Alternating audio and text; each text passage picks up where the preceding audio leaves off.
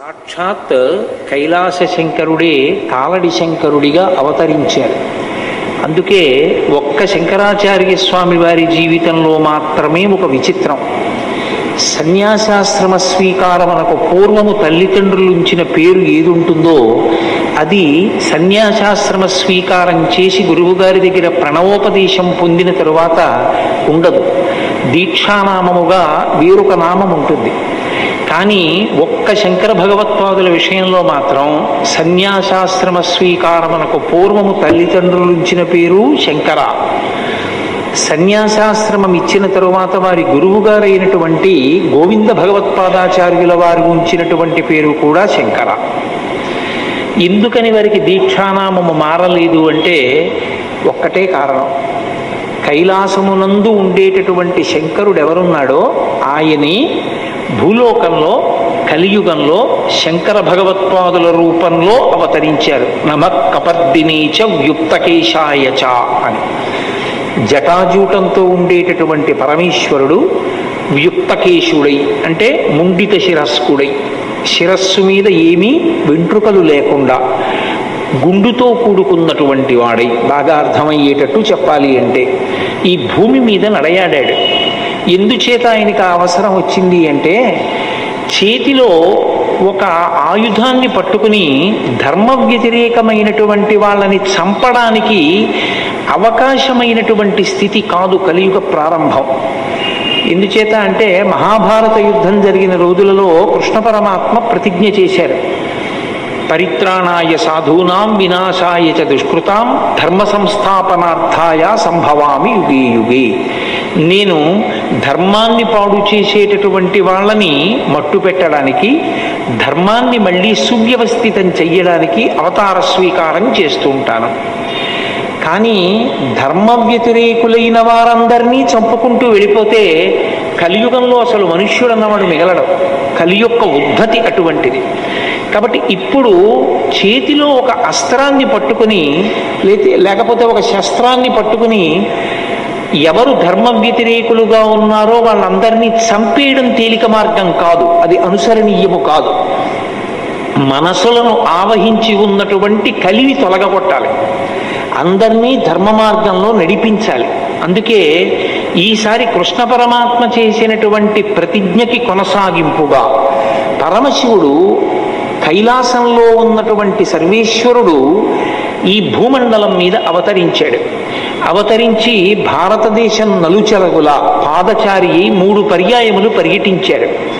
కేవలం 32 సంవత్సరములు మాత్రమే వారు శరీరంతో ఉన్నప్పటికీ అవైదికమైనటువంటి వాదనలన్నిటినీ ఖండించి మళ్ళీ వేదము యొక్క ప్రమాణాన్ని సువ్యవస్థితం చేశారు. అద్వైత మార్గము శంకరాచార్యుల వారు కొత్తగా కనిపెట్టినది కాదు.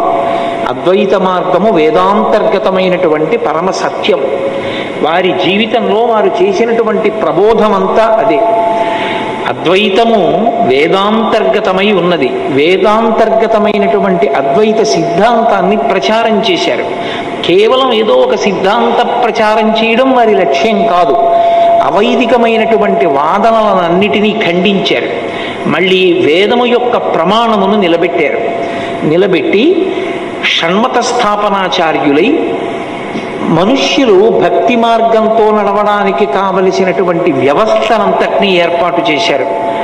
ఎవరు ఏ స్థాయిలో ఉన్నా ఆ స్థాయిలో భగవంతుణ్ణి పట్టుకోవడానికి వీలైనటువంటి మార్గాన్ని చూపించారు.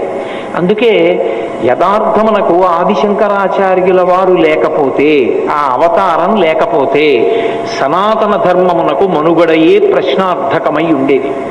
అంతటి క్లిష్ట పరిస్థితులలో వచ్చినటువంటి అవతారం శంకరావతారం.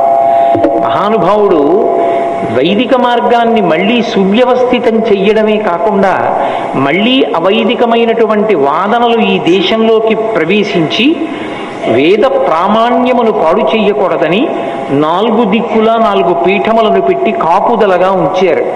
తూర్పున జగన్నాథులో గోవర్ధన పీఠము, పడమర ద్వారకలో కాళికాపీఠము, ఉత్తరమున బదరికాశ్రమములో జ్యోతిపీఠము, దక్షిణమున శృంగగిరిలో శారదాపీఠము.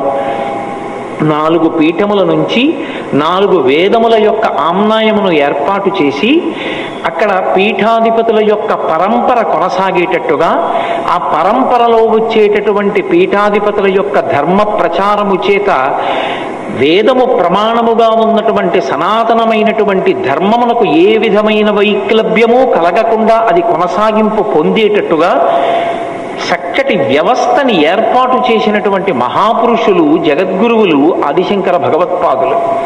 అటువంటి శంకరులు ప్రస్థానత్రయానికి భాష్యం ఇచ్చారు. ప్రస్థానత్రయము అంటే భగవద్గీత, బ్రహ్మసూత్రములు, ఉపనిషత్తులు, ఈ 3టికి భాష్య గ్రంథాలను ఇచ్చారు. అంత పెద్దవాటికి భాష్య గ్రంథాలు చదువుకోలేరేమో అన్నవారి కోసం తరువాతి స్థాయిలో అందుకోవడానికి వీలుగా భగవత్ సంబంధమైనటువంటి భక్తి జ్ఞానములను ఏర్పాటు చేసుకుని వైరాగ్యమును పొందడానికి వీలుగా శివానందలహరి, సౌందర్యలహరి వంటి గ్రంథములను రచించి లోకానికి అందించారు.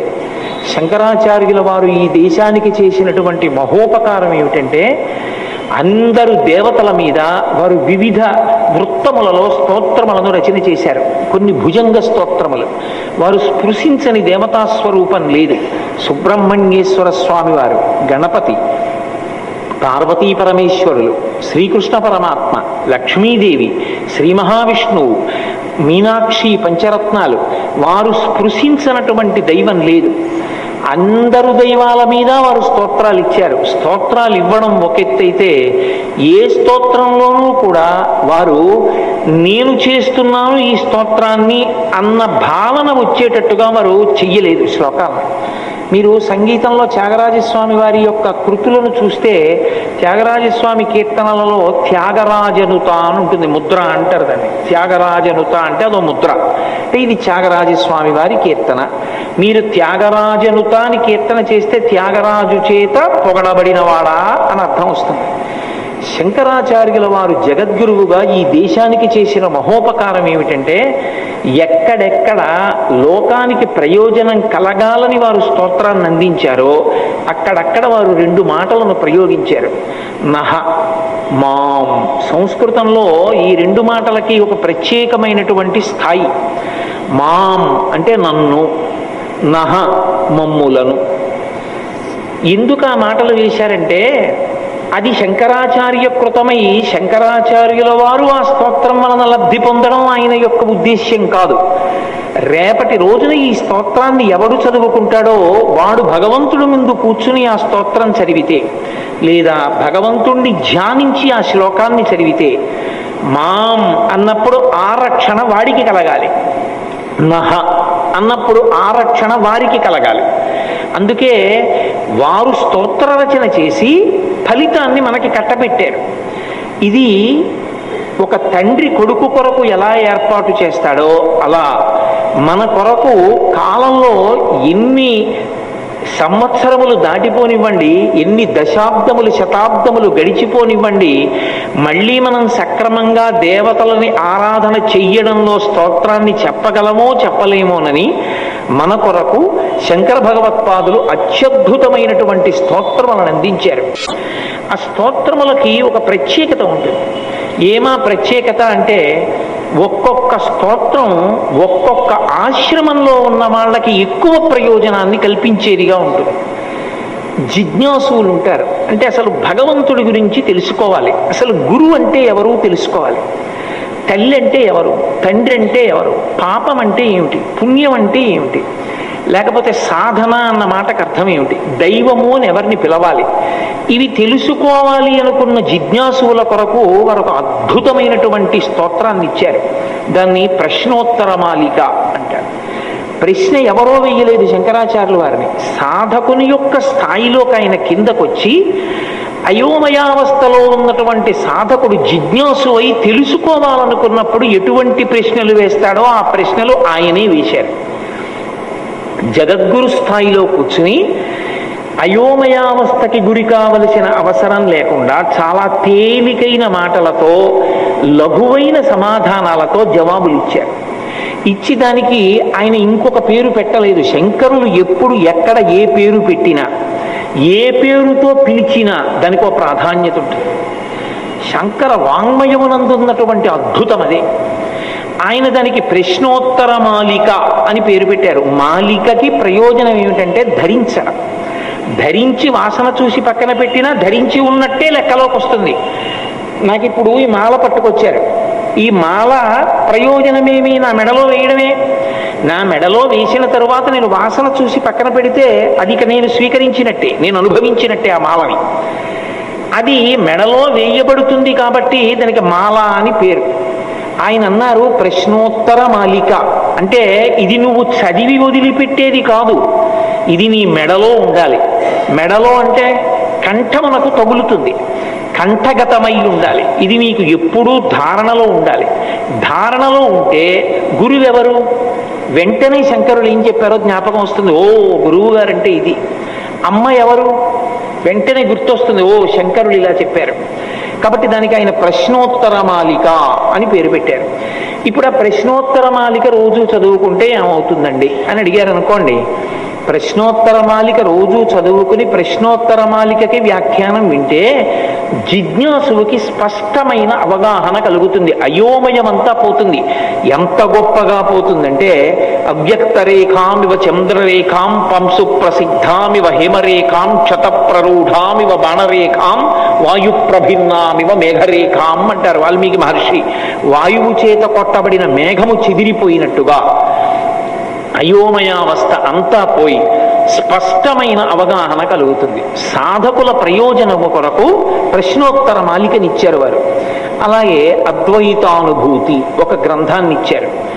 అలాగే వారి శరీరాన్ని విడిచిపెట్టేసేటప్పుడు శిష్యులు వెళ్ళి అడిగారు, అయా మీరిచ్చిన వాంగ్మయం మహాసముద్రం, మీరు అవతార పరిసమాప్తి చేస్తున్నారు, ఇక ఆ తర్వాత శరీరంలో ఉండి పిలిస్తే పలకడానికి మీరు ఉండరు, కాబట్టి మాకు సమస్తమైనటువంటి వేదాంత సారాన్ని అనుష్ఠానంలో మేము గుర్తు పెట్టుకోవలసినవి, పాటించవలసినవి లఘువుగా చెప్పండి అంటే అప్పుడు వారు అవతార పరిసమాప్తి చేసే ముందు కొన్ని మాటలు చెప్పారు. వేదో నిత్యమధీయతాం తదుదితం కర్మస్వనుష్ఠీయతాం. అవతారం దేనికి వచ్చిందో అవతార పరిసమాప్తి కాలమనందు ఆ మాటతో పూర్తి చేశారు. ఎందుచేత అంటే లోకంలో లౌకికంగా కూడా ఒక మర్యాద ఉంటుంది. చనిపోయే ముందు ఒక వ్యక్తి వాంగ్మూలం ఏదిస్తాడో అదే సత్యము అని. అవతార పరిసమాప్తి కాలమునందు కూడా శంకర భగవత్పాదులు తన అవతార ప్రయోజనాన్ని చెప్పారు. వేదో నిత్యమధీయతాం, వేదమును ప్రమాణముగా అంగీకరించు. తదుదితం కర్మస్వనుష్ఠీయతాం, వేదం ఎలా చెప్పిందో అలా కర్మ చెయ్యి తప్ప వేదము చెప్పనిది నీ యొక్క స్వంత ఆలోచన తీసుకొచ్చి కర్మానుష్ఠానమునందు పెట్టవద్దు అని వారు లఘువైన సమాధానములతో శిష్యులకు సందేశం ఇచ్చారు. ఒక్కొక్క స్తోత్రము, ఒక్కొక్క గ్రంథము, ఒక్కొక్క ఆయన ఇచ్చినటువంటి అనుగ్రహ భాషణము ఒక్కొక్క స్థాయిలోని వారి కొరకు ప్రత్యేకంగా నిర్దేశించారు. మోహాన్ని పోగొట్టడానికి మోహముద్గరము అని భజగోవిందం భజగోవిందం గోవిందం భజమూఢమతే అంటూ ఇచ్చారు. అర్ధనారీశ్వర స్తోత్రము అని ప్రత్యేకంగా ఒక స్తోత్రాన్ని శంకర భగవత్పాదులు చేశారు. ఈ అర్ధనారీశ్వర స్తోత్రం ఎవరి కొరకు? యథార్థమునకు అర్ధనారీశ్వర స్తోత్రం ఎవరి కొరకు అంటే ఆశ్రమములను దృష్టిలో పెట్టుకుని మాట్లాడినప్పుడు గృహస్థాశ్రమమునందున్న వారి కొరకు అర్ధనారీశ్వర స్తోత్రాన్ని ఇచ్చారు. బ్రహ్మచారిగా ఉన్నవాడికి అర్ధనారీశ్వర స్తోత్రం అంత గొప్ప ప్రయోజనకారి అని చెప్పడం కష్టం. అలాగే వానప్రస్థుకి, సన్యాసికి ఆ వైభవాన్ని కీర్తించడానికి, మనసులో పెట్టుకోవడానికి పనికొస్తుందేమో కానీ ఒక ప్రయోజనాన్ని వనకూర్చడంలో కేవలముగా గృహస్థాశ్రమంలో ఉన్న వాళ్ళకి మాత్రం కరదీపికగా గొప్ప ప్రయోజనాన్ని చేకూర్చగలిగినటువంటి ఒక మణిగా శంకర భగవత్పాదులు బహూకరించినటువంటి అపూర్వమైనటువంటి స్తోత్రం అర్ధనారీశ్వర స్తోత్రం. ఈ అర్ధనారీశ్వర స్తోత్రము యొక్క ప్రయోజనం ఏమి అంటే ఈ అర్ధనారీశ్వరుణ్ణి అసలు ఎప్పుడు ఉపాసన చెయ్యాలి ఈ స్వరూపాన్ని అని అంటే దీన్ని ప్రధానంగా మనకు ఉపాసనలో ఎక్కడ కనపడుతుందంటే అట్ల తద్ది అని చేస్తూ ఉంటారు ఆడపిల్లలు. అట్ల తద్ది చేసినప్పుడు ఈ అర్ధనారీశ్వర స్వరూపాన్ని ఉపాసన చేసి పూజ చెయ్యాలి అని నియమం. అలాగే వివాహ పూర్వము అట్ల తద్ది చేస్తారు. కన్యకామణులు. దాని ప్రయోజనం ఏమిటి? మంచి భర్త రావడం. మంచి భర్త అన్న మాటకి ఏమిటి అర్థం?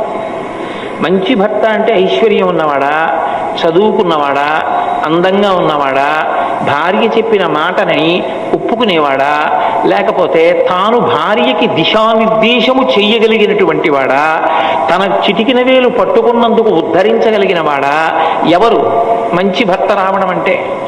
మంచి భర్త వచ్చుట అన్న మాటకి యథార్థమైన అర్థమేమి అంటే, అన్యోన్యతతో జీవనము సాగి దాంపత్యమునకు ప్రయోజనములు ఏవి అని శాస్త్రము నిర్దేశించినదో ఆ ప్రయోజనములను సిద్ధింపచేయగలిగిన సమర్థుడైన పురుషుడు భర్తగా లభించుట. వివాహమైపోయిన తర్వాత కూడా అట్ల తద్దికి ప్రయోజనం ఏమిటి?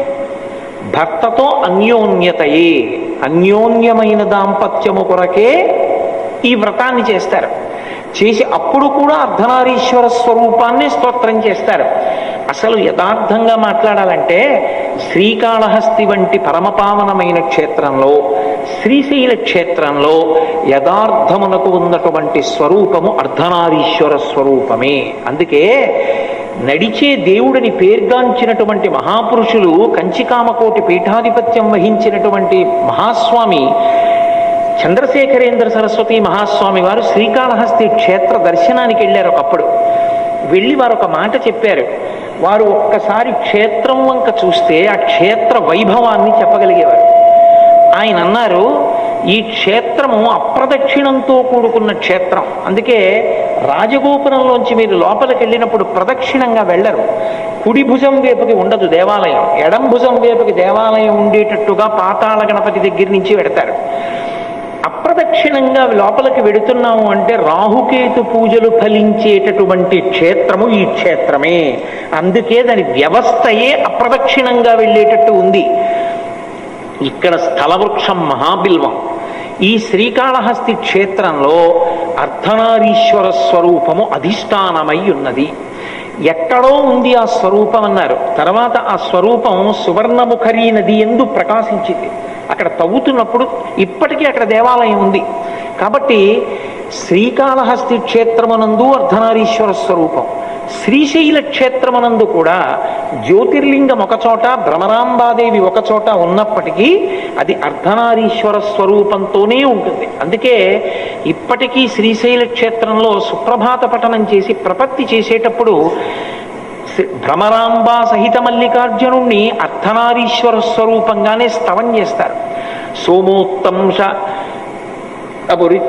వామార్థభాగ శ్రీశైలాగ్రే కలతి వసతిర్విశ్వరక్షాధురీణ ఏణం పాణౌ సరసి తరుణోల్లాసమేణాంకఖండం పార్శ్వే వామే వపుషి తరుణీ ద్రక్షు కారుణ్యలీలాం భూతిం పాలే స్మితమభిముఖే గాంగమం భక్తపద్దే బిభ్రత్రేమ్ణా భువనమఖిలం శ్రీగిరీశ సపాయాత్.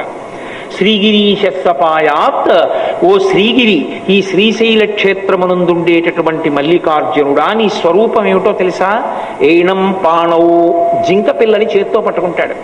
ఏణం పాణౌ సరసి తరుణోల్లాసమేణాంక ఖండం పార్శ్వే వామే వపుషి తరుణీ. వపుషి అంటే శరీరం. శరీరము యొక్క వామార్ధ భాగమునందు పార్వతీదేవిని, ఎడమ భాగమునందు ఉంచుకున్నటువంటి ఓ పరమేశ్వరుడా నీకు నమస్కారము. సోమోత్తంశ పరిషదామీష జీవాతురీశ పాశచ్ఛేత్తాపదయుగజుషాం పుల్ల మల్లీనికాస ధ్యేయో దేవ ప్రకటితవధూరూపవామాత్మభాగ శ్రీశైలాగ్రే కలతి వసతి విశ్వరక్షాధురీణ అని ఇంకో శ్లోకం. ఓ విశ్వరక్షాధురీణుడైనటువంటి మల్లికార్జునుడా, నీ వామభాగమునందు అర్ధనారీశ్వరుడవై పార్వతీదేవి శోభిస్తోంది. ఈ రెండు క్షేత్రములు అర్ధనారీశ్వర స్వరూపములకు సంబంధించిన క్షేత్రములే. అటువంటి అర్ధనారీశ్వర స్తవాన్ని శంకర భగవత్పాదులు ప్రత్యేకంగా గృహస్థాశ్రమంలో ఉన్న వాళ్ళ కొరకే ఇచ్చారు. ఈ గృహస్థాశ్రమంలో ఉన్న వాళ్ళ కొరకు సన్యాసాశ్రమంలో ఉన్న శంకరాచార్యుల వారికి ఇవ్వవలసినంత అగత్యమేమి? వారు జగద్గురువులు. జగద్గురువులు కనుక వర్ణాశ్రమములు